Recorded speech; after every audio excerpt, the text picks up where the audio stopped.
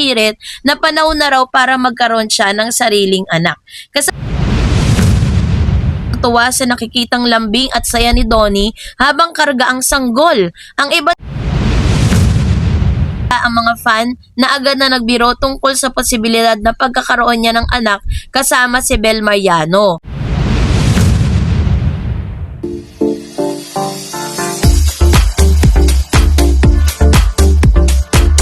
Mr. Donnie Pangilinan, abay hinihirita ng baby.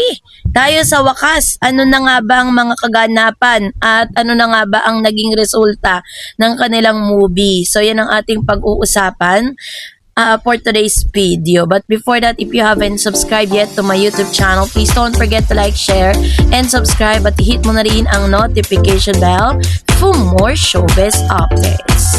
So bago tayo magpatuloy sa ating updates for today's video, nais ko pong pasalamatan kayo for always watching and trusting this channel. Thank you so much sa inyong laging panonood at pagsubaybay. So, ngayong araw, let's talk about this sapagkat isa si Donnie Pangilinan sa mga pinaka-popular na young actors sa kanyang henerasyon. Bukod sa kanyang talent sa pag-arte, kilala rin siya sa pagiging mabait, family-oriented at malapit sa kanyang mga tagahanga. So, dahil dito, anumang post niya sa social media ay agad napapansin at pinag-uusapan ng publiko. Kamakailan lamang ay naging viral ang isang simpleng Instagram post ni Donnie kung saan makikitang karga niya ang isang bagong silang na sanggol. Sa unang tingin ay tila ordinaryong family photo lamang ito. Ngunit hindi nagtagal ay umani ito ng libo-libong reaksyon mula sa mga netizen. Ang mas nakatatawag pansin ay ang komentong humihirit na panahon na raw para magkaroon siya ng sariling anak.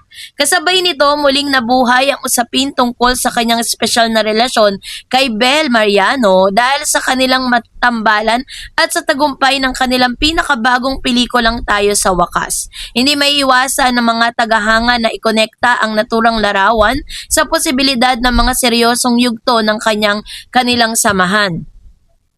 Ayon po sa ulat ng Abante Tonight, nag-post si Donnie Pangilinan ng isang larawan kung saan karga niya ang kanyang bagong silang na pamangkin. Ang sanggol ay anak ng kanyang kapatid na si Ella Pangilinan at ang asawa nitong si Enrique Luwelier. Sa caption ng aktor, masaya niyang sinabi ang mga salitang "Tito is home."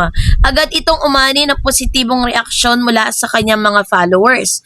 Maraming netizen ang natuwa sa nakikitang lambing at saya ni Donnie habang karga ang sanggol. Ang iba naman ay nagsabing bagay na bagay sa kanya ang maging ama balang araw. Hindi rin nawala ang mga fan na agad na nagbiro tungkol sa posibilidad na pagkakaroon niya ng anak kasama si Bel Mariano. Hindi na bago sa mga celebrity ang mga biro ng netizen tungkol sa pagpapamilya. Ngunit sa kaso ni Donnie, marami ang nakakita ng kanyang pagiging maalaga at natural na pakikitungo sa sanggol. So dahil dito, mas lalong lumakas ang paniniwala ng ilan na magiging mabuting ama siya sa hinaharap. May mga komento rin nagsasabing nasa tamang edad na si Donnie upang mag-isip tungkol sa susunod na yugto ng kanyang buhay. Gayunpaman, karamihan sa mga tagahanga ay nagsasabing mas mahalagang tutukan muna niya ang kanyang lumalawak na karera sa showbiz. Sa tuwing mababanggit ang pangalan ni Donnie Pangilinan, halos otomatikong kasama sa usapin si Bel Mariano. Ang tambalang Don Bel ay isa sa pinakamalaking love team sa kasalukuyang panahon. Sa mga nakaraang taon kasi napatunayan nila ang kanilang lakas bilang tambalan sa telebisyon at pelikula, endorsement at digital platform. Mula sa He's Into Her hanggang sa An Inconvenient Love, patuloy nilang napapatunayan ang kanilang chemistry sa harap ng kamera. So dahil dito, hindi katakatakang maraming netizen ang agad na nagbiro na sana raw ay magkaroon balang araw ng baby sina Donnie at Bel. Bagamat wala ng opisyal na kumpirmasyon tungkol sa tunay na estado ng kanilang relasyon, ay nananatiling matatag ang suporta ng fandom.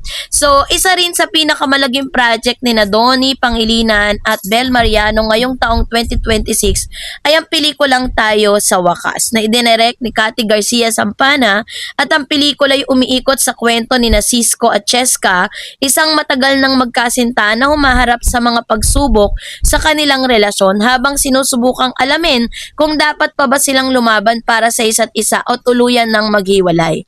Matagal nang hinihintay ng fans ang proyekto dahil ito ang kanilang malaking pagbabalik sa big screen matapos ang ilang taon. Marami rin ang nagsasabing mas mature at mas emosyonal ang tema ng pelikula kumpara sa kanilang mga nakaraang project. At isa sa pinakamalaking balitang lumabas kaugnay ng Tayo sa Wakas ay ang pahayag ni Donnie at Belle na ito muna ang magiging huling pelikula nila bilang tambalan sa ngayon. Ayon sa kanilang mga panayam, nais silang bigyan ng pagkakataon ang isa't isa na lumago bilang individual na artista at tuklasin ang iba pang oportunidad sa kanilang karera. So dahil dito, marami sa kanilang mga tagahanga ang naging emosyonal para sa ilan tila pagtatapos ito ng isang mahalagang kabanata sa kasaysayan ng Don Bell. Gayunpaman, nilinaw ng dalawa na hindi ito nangangahulugan ng permanenteng paghiwalay but bilang tambalan kundi isang pagkakataon lamang upang mas mapalawak ang kanilang kakayahan bilang mga artista. At isa sa pinakamagandang balita para sa Don Bell fan ay ang matagumpay na pagbubukas ng Tayo sa Wakas sa sinihan. Ayon po sa ulat, kumita ang pelikula ng humigit kumulang 12 million sa unang araw pa lamang ng pagpapalabas nito. Pinapakita nito na malakas pa rin ang suporta ng publiko sa tambalan ni Donnie at Belle at ang ganitong resulta ay mahalagang sukatan ng tagumpay ng isang pelikula. Pinapakita rin na talagang malakas ang hatak ng dalawa sa takilya at matagal silang hindi nagsama sa isang malaking proyekto sa pelikula. Bilang bahagi din ng promosyon ng pelikula, nagkaroon din ng mall tours at cinema visits sina Donnie at Belle. Personal nilang pinasalamatan ng mga manonood na sumuporta sa kanilang pelikula.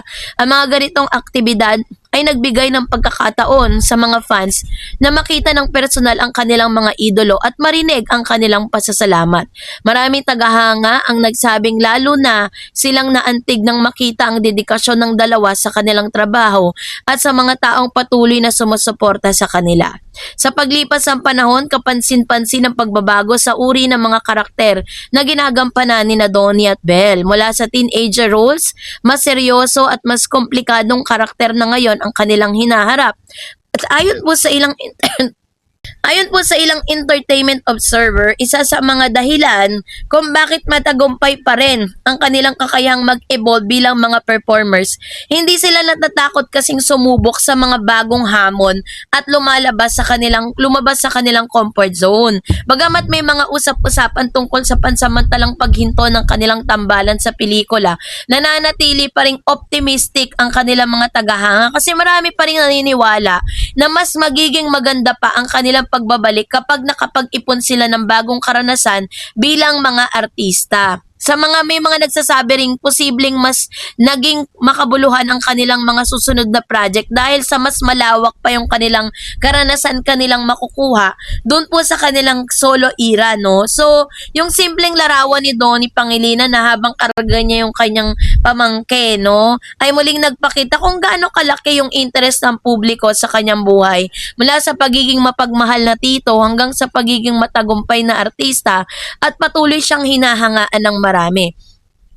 So kasabay nito na natiling sentro ng atensyon ng tambalan nila ni Belle, lalo na ngayong matagumpay ang kanilang pelikulang Tayo sa Wakas. Ang kanilang kwento bilang club team ay maaaring humarap pa sa bagong yugto, ngunit malinaw na hindi mawawala ang suporta ng kanilang mga tagahanga. Kaya naman congratulations Donnie and Belle for the success movie, no, na kanilang ginawa na Tayo sa Wakas. So kayo po, anong nyong saloobin patungkol dito? Mag-comment kayo sa comment section. And that's it for today. For more videos and updates, please don't forget to like and subscribe. And please don't forget to follow my Facebook page, Dar Eds TV and Dar Eds channel. God bless everyone.